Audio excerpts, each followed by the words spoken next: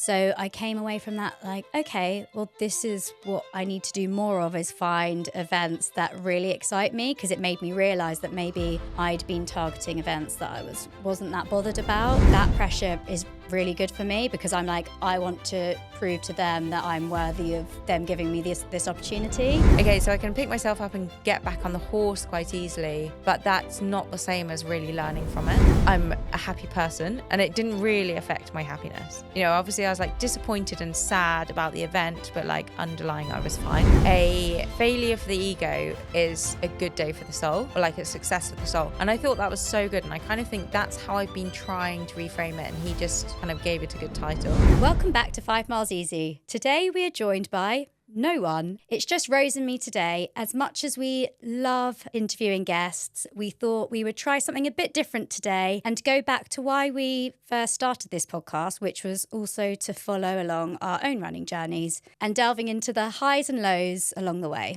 I also realised it's been just over a year since we started the pod, and I can't believe how quickly it's gone, but it made me think of our first episode. And I think we should kick off by just sharing a bit about what our first episode looked like. Now, part of me doesn't want to draw too much attention to the actual published one, but believe it or not, if you listen to the first one and are still listening, I mean, thank you for sticking with us. But it was actually not the first episode that we tried to record, which looked a little different because it was in my living room. And Steph, I'm sure you can remember, we had this most ridiculous setup where we hooked a microphone onto a lamp and then just used our iPhones, and it was hilarious. It was so funny. I've still got all the footage because I feel like one day we'll have to release it, because it was the most ridiculous setup. It was the microphone hanging off the lamp that we thought, oh, this could work. And then when we were trying to edit it, we thought, okay, no, maybe we should just try a studio for one episode and see if it works, and then realise what a difference it made. I also just think, I mean, we've had some amazing guests on. And imagine getting them round to that setup and saying, right, can you just sit here but not knock the microphone off the lamp, please? Though I've just remembered something else that's even funnier. Do you remember the one idea of when I thought it would be cool to wear bucket hats on every episode? Oh my God. And now imagining some of those guests that we've interviewed, how they just would not have taken us seriously if we'd worn bucket hats. Imagine. Oh my God. Well, you know what? I actually think it's a really good thing that we look back and we're like, that first episode was terrible, because it shows how far we've come on the pod and how many amazing conversations we've had. But as you said, I love speaking to the guests because I learn like so much each time. And it's one of those things I'm like, I would pay to have those conversations, and we're so lucky we get to do it. Yeah. But as we said, we also want to share a bit more about our running journeys, because that was kind of the point of the pod at the start. And I think it's important as well to not to share what we're doing and not shy away from the highs and lows of our own running fun. Well, absolutely, because the whole reason we started it was because we loved running together and we have our own journeys that we're going on. So I think it's important to share that because it's relatable to others as well, no matter what level you're at. Yeah, absolutely. But if any listeners who haven't listened to that first episode are brave enough, feel free to go to that first episode that we ever released. I'm never going to listen to it again. And yeah, it's embarrassing, but I think it'll give listeners some insight into how we both got into running. And there are some weird questions we answered as well. I remember talking about oats a lot. Yeah, I mean, that hasn't changed, to be fair. No, absolutely. It's all still true. Yeah, absolutely. Anyway, today, as we said, we're going to try a few different things on the pod today. One is talking about some runner fails and runner highs. So let's kick off with a runner fail. So I think I would say the running fail of this week is maybe not a fail, but it's the low of the running week. It's Friday, the 27th of September. Can we just say, I'm just going to interrupt for there. Okay. Because it's your birthday. It is. Happy birthday, Steph. I mean, I have said this morning for anyone who's listening, thinking I've forgotten Steph's birthday. Rose has been very generous We've today. already been for brunch and had a good She's catch been giving up. me presents. Been And lovely. yeah, but I just want to announce on the pod it's your birthday. It is. Thank you very much. But I'm saying the date not because it's my birthday, just because if anyone, when this comes out, knows what happened on the Friday the 27th, how rainy it was in the Horrible. morning, just think back to whatever you're doing that morning and it was the worst rain ever. So this is the running fail because I know you've got a story as well, but my personal one is I had a session this morning and you know what? Sometimes you've just got to get on and do it and it's so easy to put it off to another day, but I knew I just had to do it. I was meeting a friend there as well, so that did help. But oh my God, it was just terrible. Like I couldn't see. I just wore a vest and shorts because I was absolutely drenched. I was like, I can't be more wet if I tried. So I was like, the fewer clothes, the better. It does get to a stage when you're running in the rain when it's like, it literally, I can't get any wetter. Yeah. So it can't get any worse. Yeah. But then you just go to the really freezing cold stage, which is shit. A case of getting through it, but I just couldn't believe it. I thought, okay, yep, here we go. Winter's on its way. I guess we've got a few months of this now. Oh my God. I mean, well done for getting it done. But honestly, this morning, I just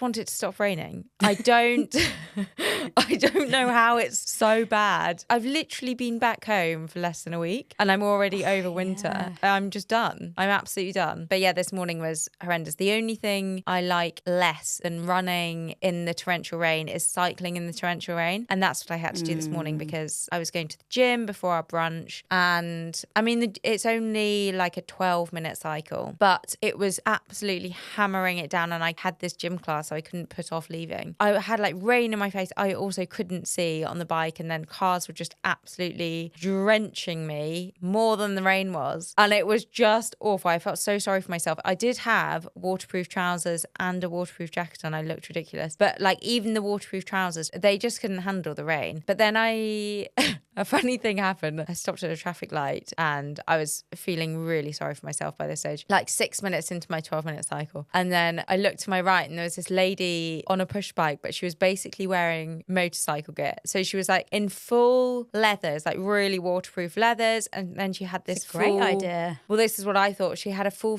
face helmet on. And as like my face by this time was literally frozen, I think the water was freezing on my face and she had this full face helmet on. I was like, she has absolutely nailed it. And I just looked down at myself and I was like, this lady has it all figured out. And I'm sitting here absolutely freezing on my bike and soaking. But then I looked at her feet and she was wearing Crocs and socks. It was just so incongruent. And there was literally like water just dripping. Oh. I could see how wet her socks were. She's gone to so much effort to stay dry, but what happened to the feet? I know. It's like she forgot. She just walked out of the house. Like it's like with her walking out of the slippers on. house with your slippers Yeah. on. So yeah, I mean, I felt a bit better about my own situation. But I got to the gym and I had to put my shoes in the sauna to dry them out. Great idea. But Yeah. I got there and it's now stopped raining, which is good. Yeah. Well, okay, we can flip it and say the fact that we're just complaining about the rain as our low of the week means that the week hasn't been so bad. That's true. It hasn't been so a positive bad. spin But on it. quite honestly, if it keeps raining, then I'm my out of time here. in the UK is limited. I agree. Okay, so then what has been your running high of the week? Weather whinging aside, it's actually really nice to be home. I feel like I've been away for so long. Paris and then the wedding, although I was in the UK for the wedding, but busy with that. And then honeymoon. And so I literally got back on, what day is it? Tuesday? So it's really nice to be home, back in my own bed and just seeing all my running pals. Obviously, I don't have that many literal running highs because I'm not running, but just seeing all my running pals again has been great. And just getting back to a bit of routine. Being back in the gym. I've been determined for my injury time to actually use it in like a positive way to do all the things that I can't do when I'm training. And one of them is going to gym classes because I love a good gym class, but I can't normally do them. So I've actually been going to this gym that I was going to before because they have ice baths. So I do my ice bath and sauna, but then I've been going to some of their gym classes and there are lots of like mobility and stretching. So I've been really enjoying that. It's just a great little vibe. Tiny little gym it's not that tiny, but smallish gym in Fulham. This morning, despite being freezing, I did my mobility class and then I went in the ice bath and I felt great. I love it. So I know that's what you been my mean high. about, not not having time to do some of those fun gym classes because a lot of my friends do them. And I always think, oh, it'd be cool to go along. But it's really hard to fit it in with training because they're often quite high intensity as well. So even if you're like on an easy running day, you don't really want to do that because you're using different muscles and it can tire you out. So it's not really recovery either. So it is hard to fit in. And I think even stretching, like I'm always a bit worried about pulling something. But now I'm just going for it. I'm going to be so flexible by the end. Make the most because you'll be running soon. Nearly time. But what's your high of the week been? I think my high of the week has been, and I actually think this is a great achievement. Every single run this week, as I said, it's Friday, and some days I've doubled. I've run with a different person. I love that. Every run has been with company, and there's been no repeat person on any run. I think that's such a good achievement. That is so. Who have these people been? Do you want me to list the names? Yes. Monday, I ran with Sarah Aston. And Tuesday, I did my session with Tess. And then Wednesday, so I didn't double on Tuesday. Wednesday, I ran with Stu. Wednesday afternoon, I ran with Natasha. Yesterday, Thursday, I ran with Rui. And then yesterday evening, I ran with Joe. Amazing. What And then week. This morning, I ran with Imo. What a sociable week. I know. I was like, wow, I didn't know I knew so many people that ran. I do also think that going into winter, it's such a key thing. I feel like in summer, I can get myself out the door by myself really easily. And actually, sometimes I quite enjoy just being on my own timetable and running by myself. But winter, oh my gosh, I have to have someone. I mean, actually all year round for me, but I do think especially winter, it motivates me so much to get out the door. And not only that, when I'm in the run, I come home so happy after I've had a run with someone else, just like chatting, or even if it's in a session, just working with someone else. I definitely come home more fulfilled than if I've just gone out for a run on my own. Yeah, definitely. So I think everyone can maybe be a bit different with that, but being around other people definitely energizes me. So it is really important. Like when I can find someone to run with, I get very excited. So it's been a good week for that. I think as well going into winter, like everyone talks about safety and it's also such a good way to just be safer. So find a friend like Steph has. Absolutely. And Someone shout out every to all day. those people that I just mentioned because you made my week a whole lot better. Right. So the other part of this pod is sharing the learnings along the journey. So Steph, what have you learned? This year's actually been a very good year for learning for me, I think, in terms of my running journey, because it all started with 2 Oceans, which any listeners here know that I did a few months ago. And it was the first time in forever that I had trained for a race that I was really excited about doing because I love Cape Town and it was something different in terms of distance. So I was super excited about it. And then obviously the race itself was on the whole a really positive experience. So I came away from that like, okay, well, this is what I need to do more of, is find events that really excite me, because it made me realize that maybe I'd been targeting events that I wasn't that bothered about. And even though I'd be motivated in training, I might not be motivated for the race itself. I think that, and then I went to Chamonix in August for the UTMB week. And that again, even though I wasn't racing, I was there supporting, but it was very eye-opening into a whole new world of running that I just know nothing about. Because I think when you come from the track and field background, you know all like track and field events and then half marathon.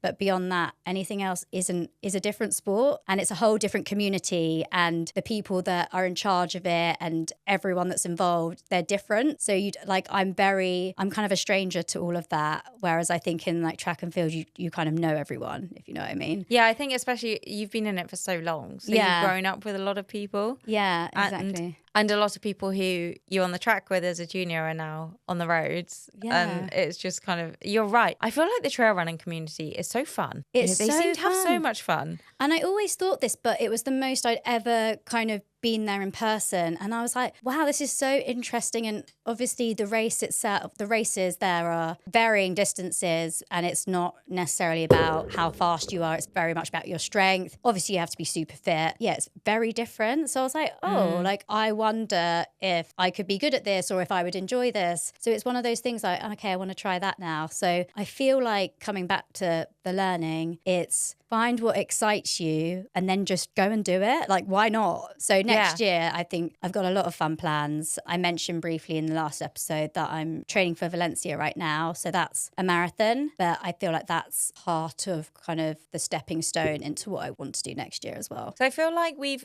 touched on Valencia, but we haven't really spoken about it. So let's chat about Valencia. Okay. First of all, you just said you've been focusing on doing what you love. Where does Valencia come into that? Because it's complicated because I have, again, in previous episodes, I have spoken about having this love-hate relationship with the marathon where it's like, I know I have a really good marathon in me, but I've not yet done it. And because I've not had very positive experiences, it makes me feel like I don't really want to do another one. But here I am training for another one. Why am I doing it? It is a good question. I think part of it is because I know I still want to run a time I know I'm capable of. But the other part is actually with some of the ultra distances, having a good marathon time can open up opportunities into longer races as well. So if I wanted to make a GB team, for example, for like the 50K, actually they might look at your marathon time and say, okay, well, she's run this, so, you know, she'll be good enough to run 50K. And then on top of that, if I do well at Two Oceans, it kind of backs that up as well, that I can do the longer stuff. So I think actually for me, rather than putting pressure on myself to run a time that even though I know I'm capable of, it's about reframing it into actually I need to get a time to do the other things that I'm really excited about. But does that put more pressure on it in a way? No, because there's so many different types of pressure, and I feel there's certain types of pressure that bring out the best in me. Whereas some pressure, it's like, no, I don't like that. So then it doesn't necessarily go well. So I feel, I don't know. What kind of pressure helps you? So if I've ever been like selected for a team, or like if someone's, I don't know, given me an opportunity, then that pressure is really good for me because I'm like, I want to prove to them that I'm worthy of them giving me this opportunity. And then generally I can perform well because that's kind of what pushes me along. Whereas I actually think sometimes when the pressure is just from myself, it's like, well, I'm not really doing it for anyone else. So sometimes that can actually be a bit detrimental. Interesting. It's an easy way out. Sometimes like if you're not having a good time, then it's like, well, doesn't really matter. It's only for me anyway. Yeah. Okay, I get it. What about the training? Like, are you excited about marathon training? And what are you in marathon training yet? So I love marathon training, but I haven't done it for a while because, I mean, I basically did a marathon block for Two Oceans, which was in April. And since then, I've just kind of been sort of like baseline, just ticking over doing sessions. But I did my longest long run since Two Oceans last weekend, which was 20 miles. So that was fun. But I've spoken to my coach and I think we're just doing a bit of a shorter marathon block just because I've got the history of doing quite a few marathon blocks. It doesn't take me that long for me to remember how to do the long stuff. So actually spending a bit more time doing the shorter, faster stuff. So I've got that in my legs and then I guess focus on those long marathon sessions. Okay, so 8 weeks out from Valencia, that will be like, what, next week? So you'll start marathon training properly next week? Yeah, I guess so, yeah. Exciting. Yeah, it is. Because it's been so long, it's like, it's a bit scary because I think it's a whole mindset shift with marathon training of how to approach a session because when they're so long, it's easy to be like, how am I going to do this? But I think once you're back in the groove of doing it, they're actually really exciting. Yeah, okay. So you got Valencia. What about after that? Have you got any plans? So the plan is to go out to Cape Town in January, which hopefully you're joining me on, and a few other friends as well. Cape Town? Yes. And I think, I mean, going back to us complaining about the weather, being away in January is a real privilege, but it's just so good to just miss some of the English winter and train in the sun when you know it's so cold at home and horrible. Yeah. So oh my God. I genuinely, I'm not sure I can do another January. No. Well, ever since we went to Murcia almost 3 years ago, after that, I was like, I can't do it again. And I haven't.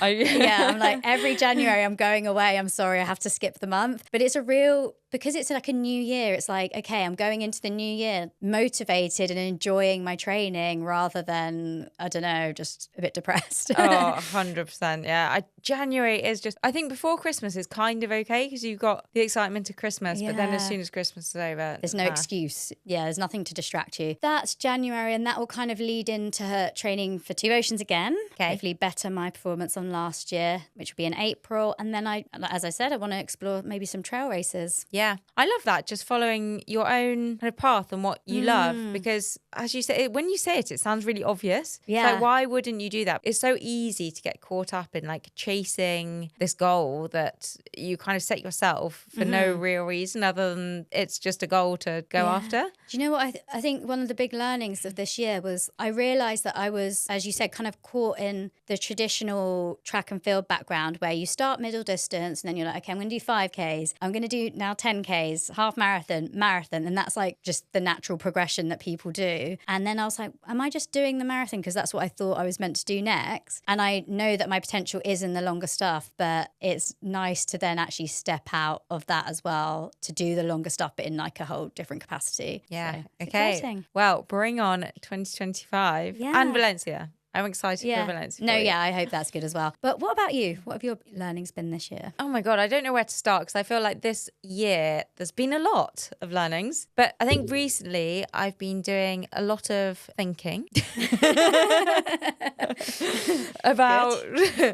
been doing some thinking. It's always dangerous, but about failure and how to kind of deal with it and make the most of it. And after Paris, I've always thought I've been quite good at dealing with disappointment and failure, and I'm very good at picking myself up. That's what I'm good at, picking myself up and just cracking on. And actually not being able to get back to running and having to have a bit of a break has sort of made me deal with it a bit differently and think about, okay, so I can pick myself up and get back on the horse quite easily, but that's not the same as really learning from it. Yeah. And I think this time it's been a bit different as well because it was such like a catastrophic failure in my mind. And I was about to say, like, in your mind, because I'm also going else. to caveat that with it's catastrophic failure in the running portion of my mind, because when it happened, I was like, well, okay, that's like the worst thing that could have happened in terms of the result. Well, not the worst, but like it was pretty bad. Let's just say it was pretty bad. And it actually, you know, I came back and I still had all my friends, and we spoke about this before, like my life was still really good. And I don't really think, you know, I didn't have like a major mental health crisis or anything. I'm quite kind of lucky with my mental health, and generally I'm a happy person, and it didn't really affect my happiness. You know, obviously I was like disappointed and sad about the event, but like underlying I was fine. So when I say like catastrophic failure, it's only like one tiny portion of my life. I guess not that tiny, because like running is a big thing for me, obviously. I actually listened to a really good podcast, and one thing they said was, I think it was on High Performance with Lewis Howes, and he said that a failure for the ego is a good day for the soul, or like a success for the soul. And I thought that was so good, and I kind of think that's how I've been trying to reframe it, and he just kind of gave it a good title. But it's so true. It's like I actually learned so much more from Paris and that whole experience than if it had just gone really smoothly. And I have to say, like, since I started running professionally, obviously I've had bad races or times that have not gone like as well as I wanted, but it's been a pretty good upward curve. So in some respects, I feel like I was owed a bit of a dip, because like that is elite sport. That's sport generally. It's not always an upward curve, and sometimes you've got to go down to come back up. So I think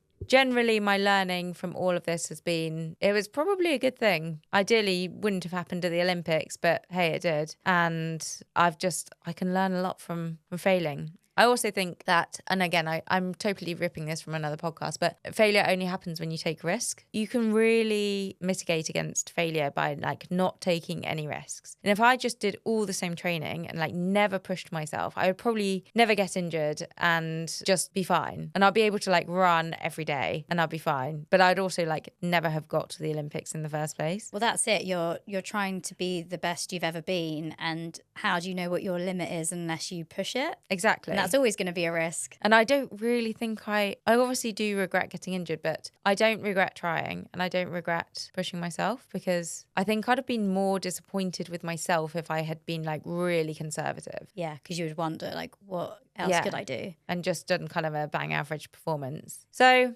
those have been my ponderings over the last month or so. No, can you say that quote again? Because I think it's good for everyone to hear it. A failure for the ego is a success for the soul. There you go. I think that's it's my new mantra. One. And how are you going to take this learning forward into, you know, when you're back training again and you are working towards your next goal? Will you do anything differently, or how's it changed your mindset? I think people would expect me to say that I would be more cautious in training so I don't get injured, but actually it's kind of made me think the other way, because going back to kind of the risk and the failure, like the failure has happened and it wasn't that bad. I'm actually less afraid to fail now than I was before. Now that doesn't mean I'm going to go like renegade. Obviously I have a coach who's very, very good. Yeah, you're not being stupid. And yeah, I'm not going to do anything stupid, and I will just stick to my training plan, and each time you learn a bit more about your body. And I think looking back, there were signs that I would now pay attention to. That doesn't necessarily mean like being really nervous about injury or really overly cautious, but there was a session that I should have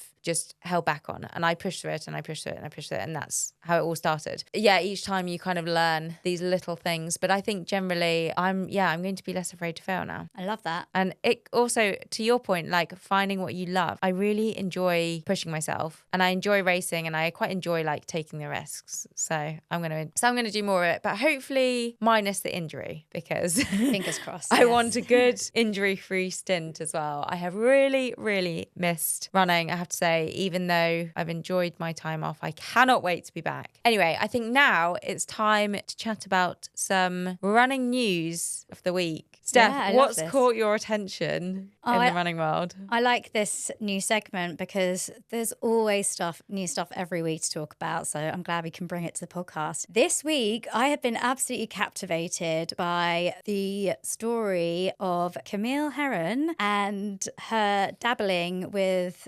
Wikipedia. This honestly blows my mind. I mean, okay, just explain to the listeners what happened, because it's mind blowing. So for anyone who doesn't know who Camille Herron is, she is an incredible ultra runner, very well known, one of the best in the world, has won many prestigious races. And of course, there are a lot of other incredible ultra runners out there. So what's happened is her and her husband have been going into Wikipedia and they've been editing some of her competitors' profiles on Wikipedia to make their achievements seem less notable, whilst at the same time then bigging up her own Wikipedia, just kind of fluffing it up to make her seem even more amazing. And it's just so bizarre, and very embarrassing now it's come out. I mean, Lululemon have dropped her as an athlete, which is huge as well. So that shows you kind of how detrimental this is to her career. I mean, that also has to be the worldwide running fail of the week, because that's just such a backfire. I can't get my head around it. Like, why Wikipedia as well? I mean, there's a thing of, don't dull other people's flame because it won't make yours shine brighter. But then there's editing Wikipedia pages. I mean, that's how she's using her spare time with her husband. Like, they're so both, weird. and this probably takes quite a lot of planning. And does she think that sponsors look at Wikipedia pages? I don't know, because I've never gone onto any athlete's Wikipedia page to find out their achievements. That's just not what you do. Wikipedia, I don't really get it. Like, I don't understand who. I know anyone can edit a Wikipedia page. Clearly she has, but generally speaking, I don't know who else goes on and updates Wikipedia pages. I don't really I've know never how it thought to do it. No, but why would you? But I think you brought up a good point earlier. It kind of goes back to, putting other people down doesn't make you any better. No. And the results kind of speak for themselves. It's not like she was editing official results. I mean, she could have done a better job if she really tried. Like, go and hack some results and edit those instead. Yeah, maybe. Oh dear. But that embarrassing. May be the end of her career, I guess. You know what also linked to this, I've seen in the news recently, is Strava muling. Have you heard about Strava muling? Yes. And do you know what? I'm actually offended no one's asked me to do it. I know, me too, right? Like, surely I could get paid quite a lot for Strava muling. Yeah. So for listeners who don't know, Strava muling is paying someone else to do your runs on your Strava. So it comes up on your Strava looking like you've done a run or done better than you could. But I mean, firstly, I don't know who cares about Strava so much. I do like a bit of Strava and I do use it, but yeah, who would actually not want to go out for a run and instead pay someone to do the run for them so it looks like they've done a run? That's just the weirdest thing. You would just feel quite bad about yourself all day, wouldn't you? Yeah, I really don't understand it. Having said that, I'm happy to be a Strava mule. Yeah, I'm happy to be paid to do the run. Yeah. But I would never fake my own Strava profile and pay someone else to do my running for me. I'm actually quite upset I haven't been asked, to be honest. Yeah, I know. What do I need to do to become a Strava mule? Anyone who doesn't want to do any runs but wants to look like they run, I'm happy to do runs for you. 5 miles easy. Strava mules are here. And on the topic of Strava, someone who is very active on Strava and social media as a whole. But does not use Strava mules. No, he does not use Strava mules. Johnny Davies, who we had on the podcast almost a year ago, I want to say. I think it was last year. And we spoke to him about the Run the Line tube challenge that he did, where he ran the whole length of the tube, which was amazing. He's just finished running the capitals. So he's run between every capital in the UK, so 5 different cities in 11 days, and it was 960 kilometers. Wow. In 11 days, that's nuts. That's very impressive. And I think because he's so big on Instagram, TikTok, etc., I think when you follow someone like that, it's really cool when they do these challenges because they've got really good content with it and you can follow along like you're there. And it looked like loads of people were joining him for a lot of it too. So he absolutely loves it. He actually, a little bit like Spencer, who was on the pod last week, he just loves it. And he always does these challenges with a big smile on his face. And he's just kind of the epitome of, not anyone can do it because obviously a lot of people couldn't do that, but he just kind of has that mindset of like, well, why can't I do it? I can go and do it if I want to. I love it. And the more and more that people do these challenges, I'm like, ooh, kind of want to do something. I want to do one. I know. Yeah, me like, too. What could I do? So, it would be really fun. Wonder. But yeah, well done, Johnny. We are very impressed, and what an accomplishment. And needless to say, he did not use any Strava mules. It was entirely his own effort. Big high five to him. Well, yeah, there have been some pretty good running stories in the news this week, I think. But if any of our listeners have any good ones they'd like to share, please DM us because we love hearing them. Yes, please do. I always love reading people's personal stories as well because a lot of them are really relatable and just funny to read. Yeah, and we will share them on the next episode with just us. Can't wait. So I think that wraps up our episode. Hope you enjoyed our new segments. Thanks for listening, everyone, as always, and we will see you next time.